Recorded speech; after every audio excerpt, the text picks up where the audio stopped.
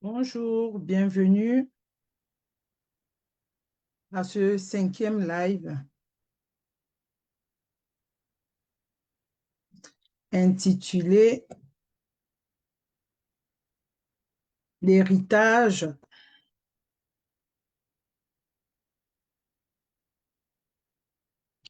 Comment construire un héritage émotionnel, spirituel qui bénira vos enfants au lieu de les transmettre vos blessures.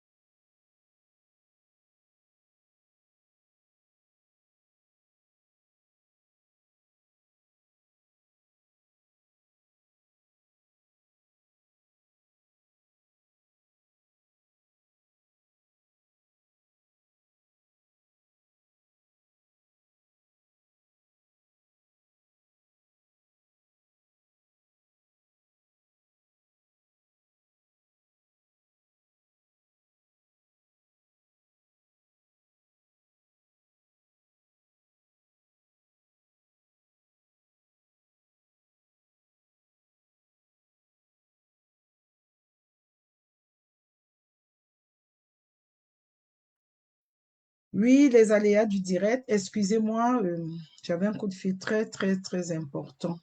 Voilà, que je devais régler. J'augmente le volume.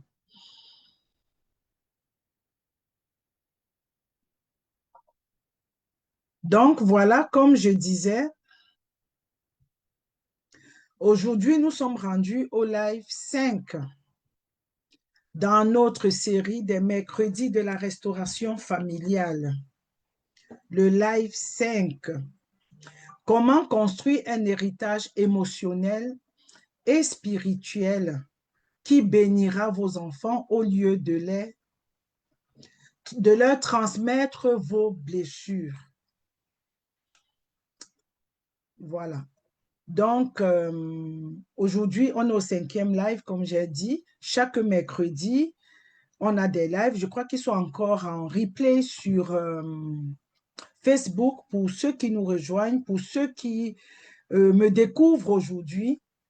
Bienvenue, je suis Patricia Agnero, la coach en croissance émotionnelle et bien-être. Donc, du coup, la croissance personnelle et bien-être émotionnel. Je m'occupe de votre bien-être émotionnel, en fait. Parce que moi-même, je suis passée par ces étapes-là dans ma vie. Voilà. Donc, je suis heureuse de vous retrouver pour ce nouveau rendez-vous des mercredis de restauration familiale. Depuis plusieurs semaines, nous avons avancé ensemble. Nous avons compris que les conflits sont souvent des symptômes. Pour le premier live, les conflits, on a compris que les conflits sont des symptômes. Et pour le deuxième live, on a compris que des blessures invisibles, ces symptômes qui sont parfois les conséquences de quelque chose d'invisible qu'on ne connaît pas. Donc, ces choses invisibles sont des blessures invisibles qui influencent l'atmosphère du foyer dans lequel vous êtes ou l'atmosphère de la famille où vous êtes. Et donc, pour le troisième live, nous avions vu comment les enfants apprennent davantage en observant qu'en nous écoutant. Donc, ils observent chaque chose que nous faisons et ils le reproduisent plus facilement qu'en écoutant ce qu'on leur demande de faire. Et au quatrième live, dans la semaine dernière, nous avons compris comment les schémas répétitifs peuvent traverser des générations. Donc aujourd'hui, j'aimerais un peu avec chacune de vous voir, nous allons changer un peu de regard. Donc nous avons beaucoup parlé de ce que nous avons reçu. Mais ce soir, j'aimerais parler de ce que nous allions laisser à nos enfants. Ce que nous allons laisser à nos enfants. Parce que chaque mère laisse un héritage. Est-ce que vous le saviez?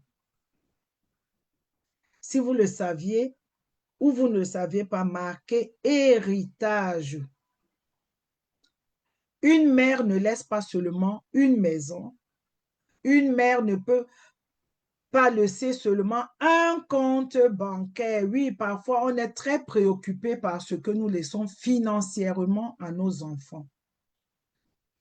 On ne laisse pas seulement des souvenirs. On ne laisse pas seulement une manière d'aimer.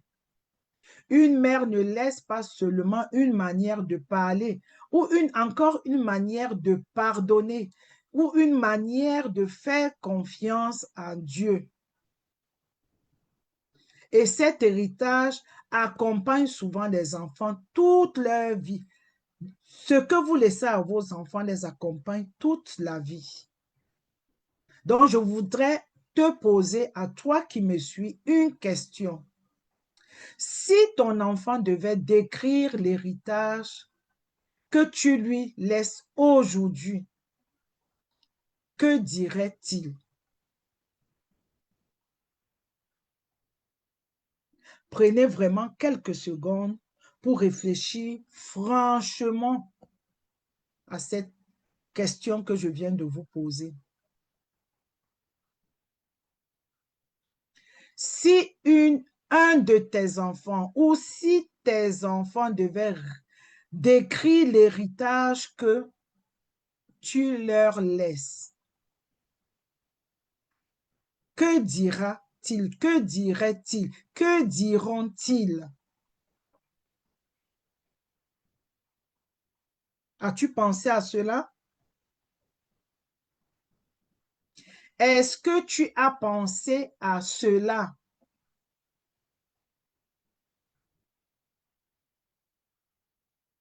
Donc, nous allons parler pour cette première partie. Je vais vous dire qu'est-ce qu'un héritage émotionnel.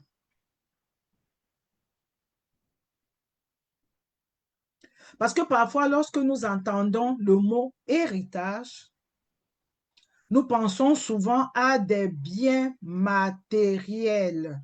Toujours, on pense à des biens matériels. On pense aux finances. Comme tout ce que j'ai cité à l'introduction.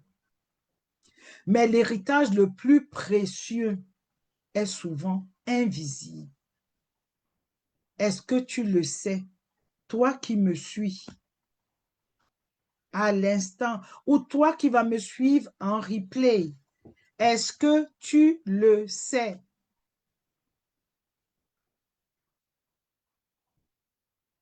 C'est ce que nos enfants emportent dans leur cœur. Ils emportent nos paroles. Ils emportent notre manière de gérer les conflits. Nos enfants emportent notre manière d'aimer. Ils emportent notre manière de demander pardon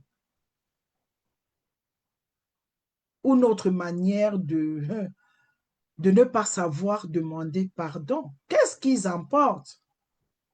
Nos enfants emportent notre manière de vivre la foi. Et parfois, sans le vouloir, nous leur transmettons aussi nos peurs, nos blessures et nos croyances. Le savais-tu?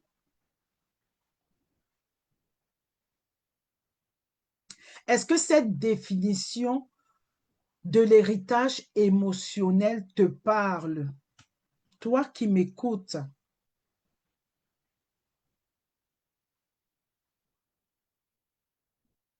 Comment je peux un peu illustrer ce que je viens de dire? Imagine une maman qui, toute sa vie, répète, je n'y arriverai jamais. Son enfant entend ces mots pendant des années. Que va-t-il apprendre?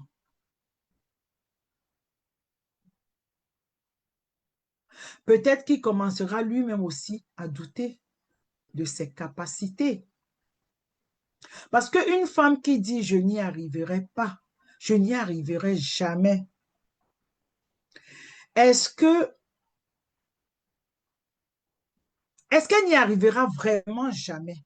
Est-ce qu'elle a essayé, ne serait-ce que de de faire la chose et de comprendre qu'elle n'y arrivera pas? Ou alors elle décrète juste,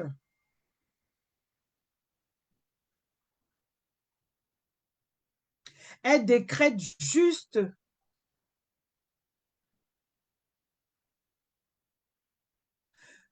qu'elle n'y arrive pas à cause des limitations, à cause de tout ce qu'elle a vécu.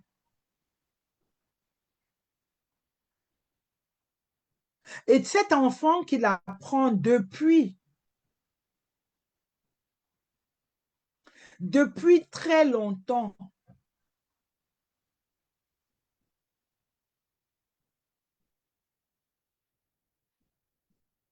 comment va-t-il réagir?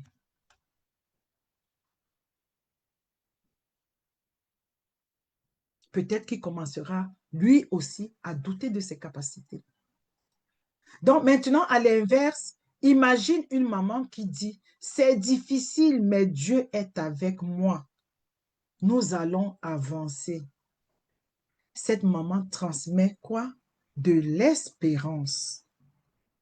Les enfants n'oublient pas seulement ce que nous faisons, ils n'oublient pas non plus l'atmosphère dans laquelle ils grandissent.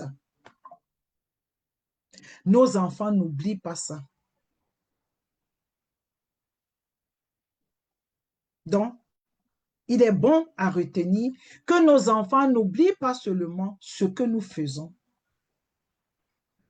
Ils n'oublient pas non plus l'atmosphère dans laquelle ils grandissent. Donc, en deuxième partie, je vais voir avec toi 5 héritages que nous transmettons à nos enfants. Comme premier héritage, tu peux noter l'héritage des émotions. Nos enfants apprennent en vous regardant comment gérer la colère, comment vivre la tristesse, comment réagir face à la peur. Est-ce que vous le saviez? Est-ce que tu le savais? Toi, la maman qui me regarde, est-ce que tu le sais? Je vais te poser une question. Quand on te voit traverser une difficulté quelconque, peu importe la difficulté, peu importe le domaine,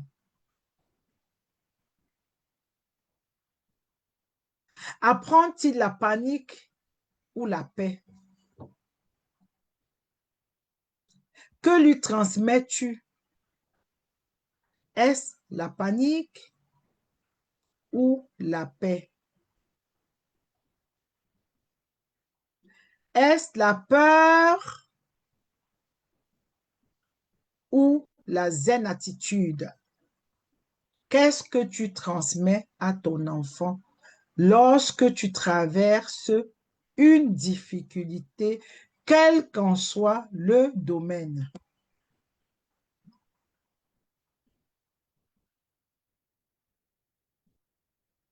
Première question concernant l'héritage des émotions. Maintenant, nous allons parler de l'héritage des paroles. En deuxième héritage, Proverbe 18, 21 nous rappelle que la mort et la vie sont au pouvoir de notre langue.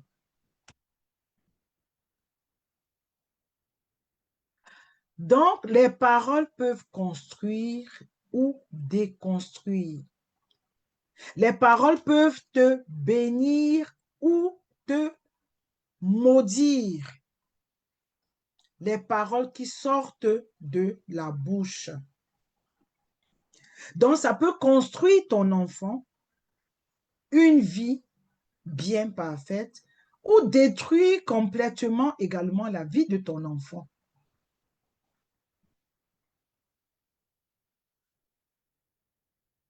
Quelles paroles sors-tu de ta bouche tous les jours à l'égard de ton enfant ou tes enfants?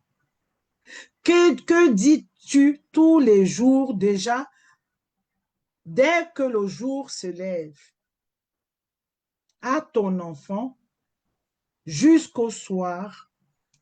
Que dis-tu à cet enfant ou à tes enfants? On dit quoi? La mort et la vie sont au pouvoir de la langue, dont la parole qui sort de nos bouches. Un enfant qui entend tout le temps, je crois en toi. Tu es capable. Tu vaux plus. Il ne grandit pas du tout comme un enfant qui entend, tu ne feras jamais rien de bon dans ta vie. Tu es un incapable, idiot.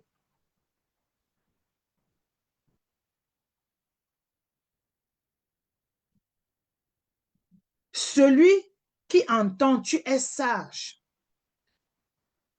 tu es mon prophète, tu es un grand, tu es un directeur, tu es ceci, qui entend toujours, je crois en toi parce que tu es capable, tu as des capacités pour faire telle ou telle chose, peu importe le domaine. Il grandit autrement. Même les plantes, une plante à laquelle on donne beaucoup d'amour, on l'arrose, on prend soin, et une autre dont on ne s'occupe pas. Les deux plantes ne grandissent pas de la même manière. Vous le savez. Si vous voulez, vous faites l'expérience. Donc, cela vaut aussi pour les paroles que nous prononçons sur nous-mêmes en tant que parents. Parce que quoi, de toute façon, tu ne peux donner que ce que tu as. Si toi-même, tu ne peux pas te complimenter, si toi-même, tu ne peux pas t'encourager, si toi-même, tu ne peux pas dire de belles paroles sur toi, est-ce que tu peux le dire à quelqu'un d'autre, à ton enfant? Donc, c'est valable également pour toi, cet héritage des paroles.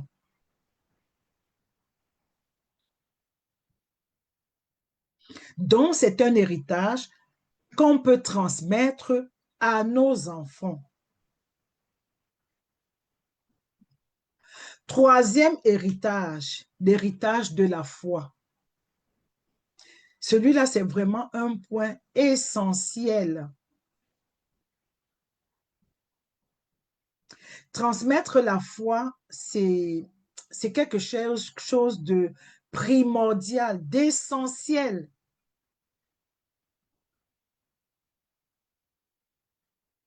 Parce que la foi ne se transmet pas seulement uniquement par des versets appris par cœur. Elle se transmet par une vie. Qu'est-ce que ton enfant te voit faire tous les jours concernant ta foi?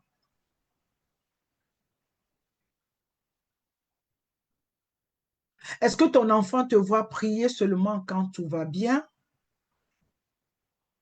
Ou tu pries lorsque tout va bien et tu pries également lorsque tout va mal?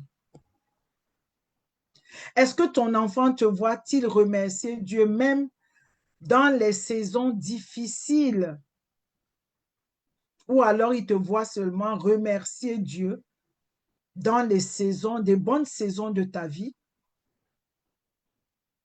Est-ce que ton enfant te voit-il chercher Dieu avant de chercher des solutions humaines? Ou alors quand tu as un problème, tu es juste au téléphone. Oh, qu'est-ce que je peux faire? Oh, s'il te plaît, j'ai appris ceci. Comment puis-je faire? J'ai fait ceci. Comment puis-je faire? Tu quittes d'une personne à l'autre pour chercher des solutions. Ou alors ton enfant te voit, dès qu'il y a une situation, tu prends un moment avec Dieu et avec eux-mêmes aussi pour chercher la solution.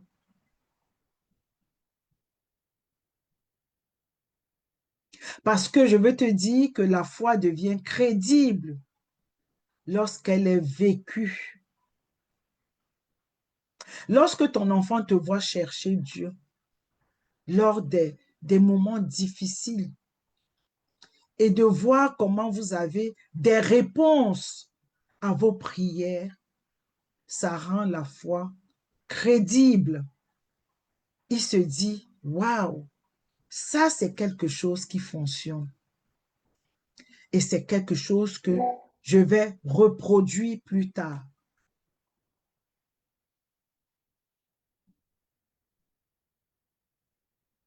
Deutéronome 6, versets 6 à 7, invite les parents à parler de Dieu dans la vie quotidienne, pas seulement lors d'un moment religieux. Donc, il faut parler de Dieu dans tout le temps, tout le temps. Prendre des exemples de la vie quotidienne en se basant sur la parole de Dieu.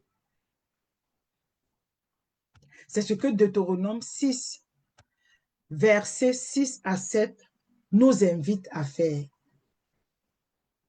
Maintenant, nous allons parler de l'héritage du pardon.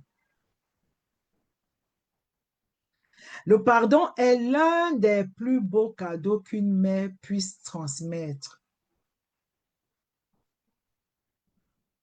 Est-ce que tu le sais? Parce que pardonner ne signifie pas dire que le mal est acceptable. Pardonner, c'est refuser que le mal continue de diriger ton cœur.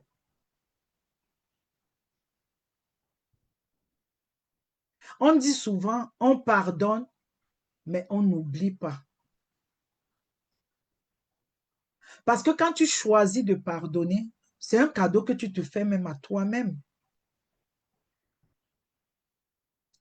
Parce que quand tu ne pardonnes pas également, tu te condamnes et tu condamnes l'autre. C'est ce qu'on ignore parfois.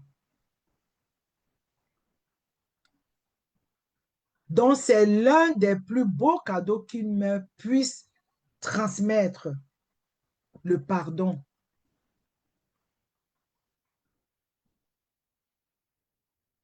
Savez-vous que, ou toi qui me suis, sais-tu que demander pardon à son enfant lorsque tu as tort est une preuve de force et non de faiblesse. Parce que là, tu transmets quelque chose de fort à ton enfant. Lorsque toi, tu reconnais ta faute et tu demandes pardon.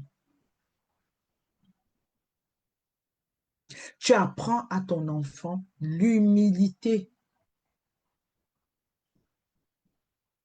Parce qu'il faut être humble d'abord pour manifester pour manifester ce geste, demander pardon.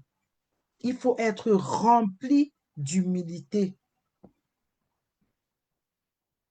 Donc là, tu apprends à ton enfant l'humilité. Ils apprennent l'humilité quand ils te voient faire, demander pardon. Parce qu'ils se disent, ah, elle n'est pas gonflée, elle n'est pas... Non, même ma mère demande pardon, donc c'est normal de demander pardon.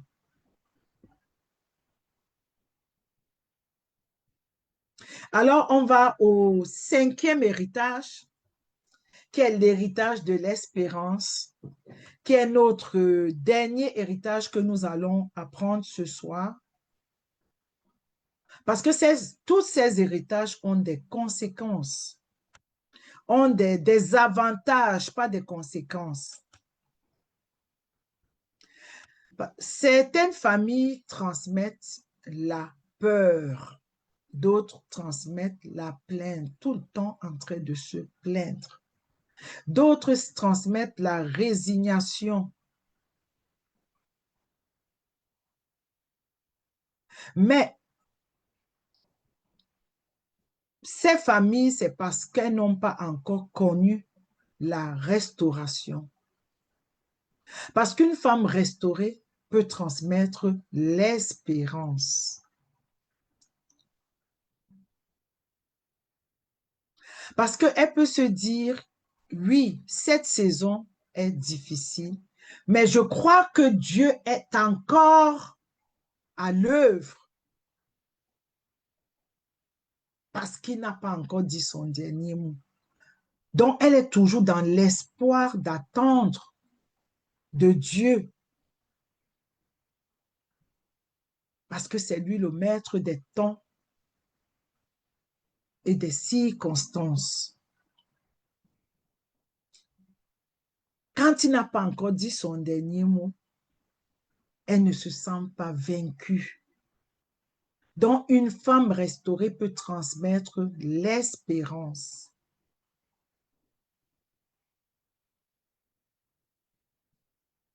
Et cette phrase qu'elle se dit peut accompagner un enfant toute une vie.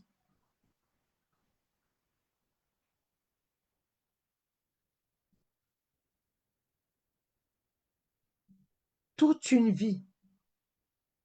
La Bible dit il y a un temps pour chaque chose. Donc, chaque chose a un début et chaque chose a une fin. Donc, cette femme restaurée-là a ce discernement. Elle discerne, elle sait qu'il y a un début et il y a une fin pour chaque chose. Et toi, le sais-tu? Toi qui es en train de m'écouter,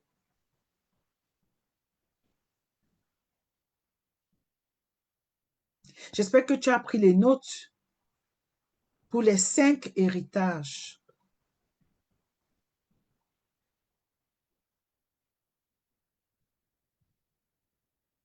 Premier héritage, héritage émotionnel. L'héritage des émotions. Deuxième héritage, les paroles, les mots qui sortent de nos bouches.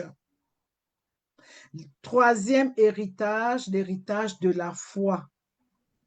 L'héritage du pardon. Quatrième héritage et enfin cet héritage de l'espérance. Peut-être que certains d'entre vous pensent à Patricia. Je réalise que j'ai transmis certaines blessures de mes blessures à mes enfants. En t'écoutant, je réalise que j'ai transmis telle ou telle blessure à mon enfant ou à mes enfants.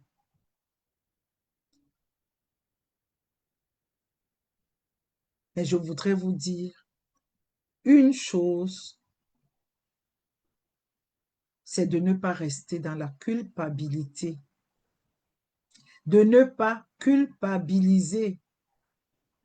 Parce que la culpabilité paralyse. Elle est comme la peur qui paralyse. La culpabilité paralyse.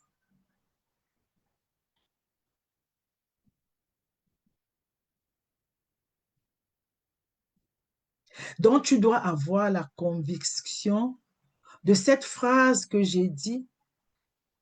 Il y a une saison pour chaque chose. Chaque chose a un début et chaque chose a une fin. C'est peut-être une saison difficile, mais demain verra le jour. Je crois que Dieu est encore à l'œuvre. C'est pour ça que cette saison est encore difficile. Dieu n'a pas encore dit son dernier mot. C'est pour ça que cette saison est difficile. Donc, quand tu es dans cette espérance, tu as la conviction que Dieu peut faire quelque chose. Et cette conviction-là vient ouvrir un chemin de restauration dans ta vie. Parce que Dieu ne révèle jamais une blessure pour humilier une personne. Il révèle quelque chose. On dit quoi? Il révèle à ses bien-aimés. C'est parce que tu es sa bien-aimée qui te fait prendre conscience aujourd'hui que tu as peut-être transmis une blessure ou des blessures à tes enfants. Donc, si Dieu te le révèle, c'est pour te rendre libre. C'est pour te rendre libre, pour que ta restauration commence. Parce que dès que tu commences à prendre conscience d'une chose, c'est le début d'une nouvelle vie, de la restauration. Si tu ouvres vraiment ton cœur à ce que Dieu veut faire dans ta vie, parce il te tend la main, c'est parce qu'il t'a tendu la main et que tu l'as accepté, que tu commences à discerner des révélations.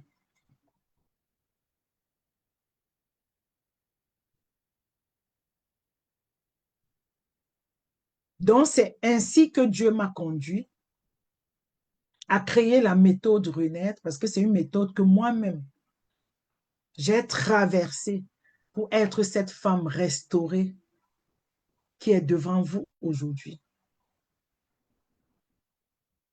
Parce qu'avant de construire un héritage, un nouvel héritage, ou même un héritage, il faut souvent laisser Dieu restaurer celui que nous avons reçu.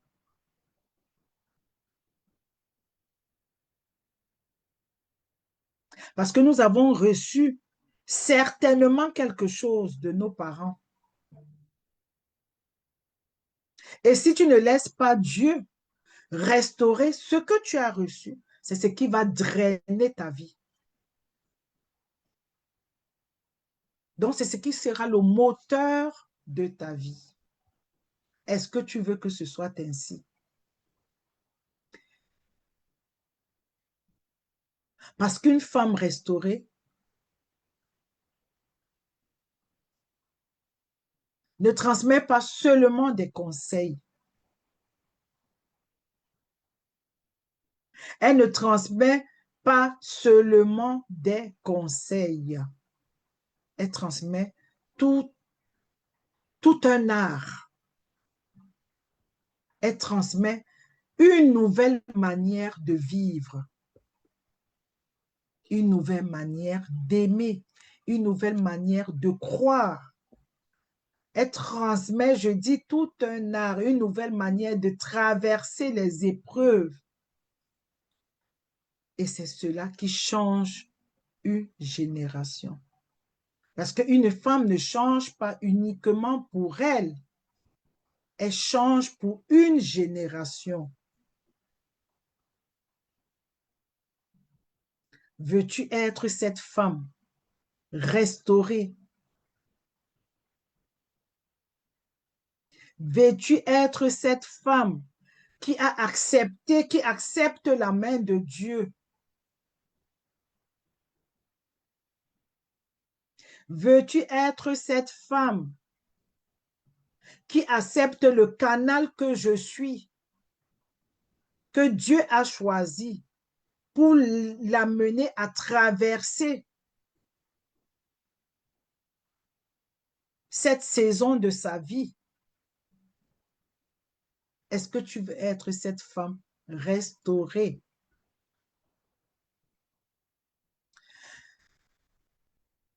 Donc, j'aimerais finir avec cette image.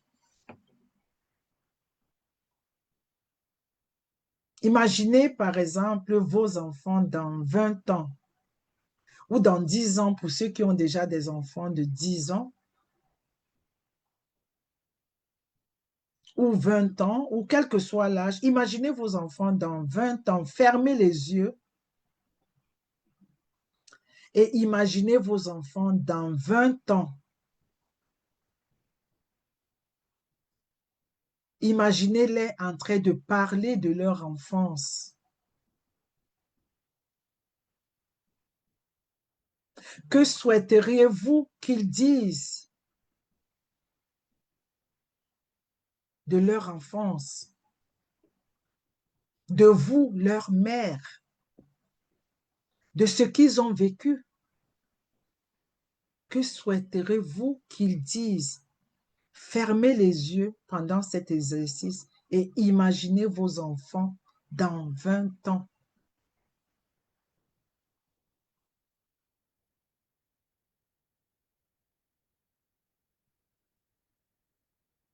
Est-ce que vous imaginez qu'ils sont en train de dire, ma mère n'était pas parfaite, mais elle nous a appris à aimer.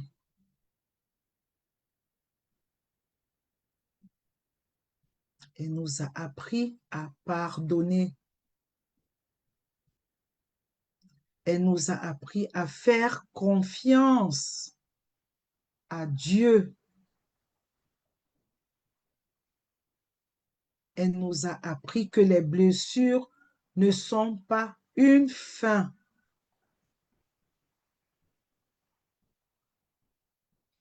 Elle nous a montré qu'avec Dieu, une nouvelle histoire est possible.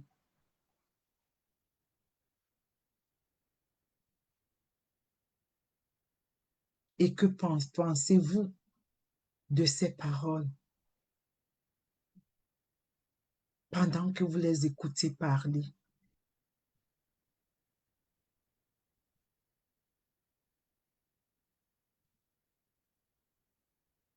Pensez-vous que c'est le plus bel héritage que vous puissiez laisser ou pas? Que pensez-vous à ce moment?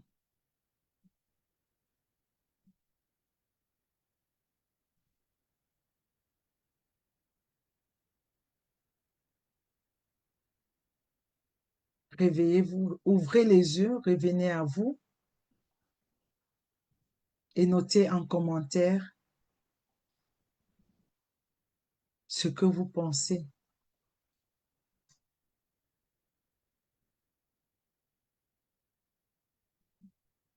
Et je prie vraiment pour que Dieu restaure les cœurs des mamans, de toutes celles qui m'écouteront. Que Dieu renouvelle leur intelligence, que Dieu les fortifie, qui fortifie leur foi et fasse d'elles des femmes qui transmettent la paix,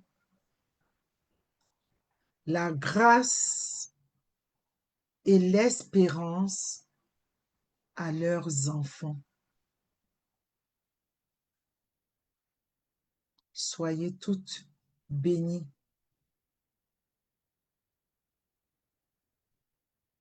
Donc, si ce message a parlé à ton cœur et que tu désires devenir cette femme qui laisse un héritage de paix plutôt qu'un héritage de blessures, écris-moi simplement renaître en commentaire ou envoie-moi un message privé.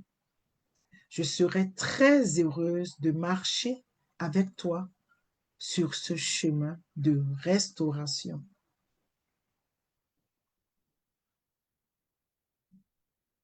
Et encore, je veux te dire un dernier mot. Tu n'as pas choisi l'héritage que tu as reçu, mais à partir d'aujourd'hui, tu peux choisir l'héritage que tu laisseras. Et cette décision peut changer ta famille pour toujours. Alors, je vous dis au revoir et à mercredi prochain pour le 6e live. On sera à notre 6e live des mercredis de restauration de la famille. À mercredi prochain. Et ceux qui m'écouteront en replay, mettez bien replay. Alors, je vais voir. Je n'étais pas connectée.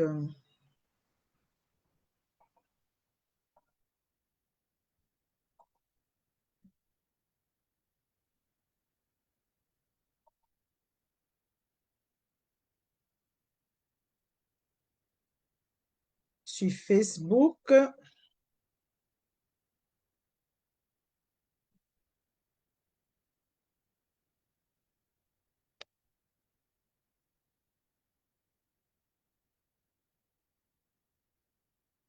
Je vais voir s'il y a des questions sur Facebook.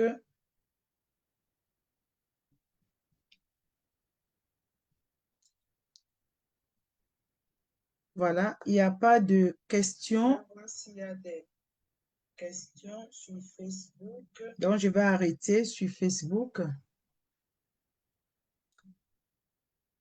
Merci. Voilà, il n'y a pas de questions. Merci, j'aime bien les cœurs. Merci. Donc, je vais arrêter sur Facebook.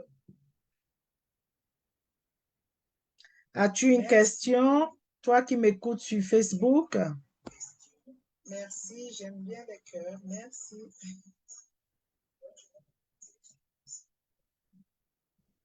N'hésite pas, je peux répondre à une question. Toi qui m'écoutes sur Facebook.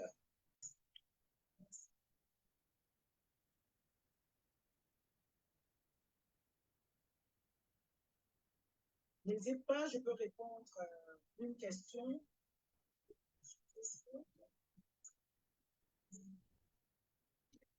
Sinon, je dis à mercredi prochain. N'hésitez pas de regarder, il sera encore en replay.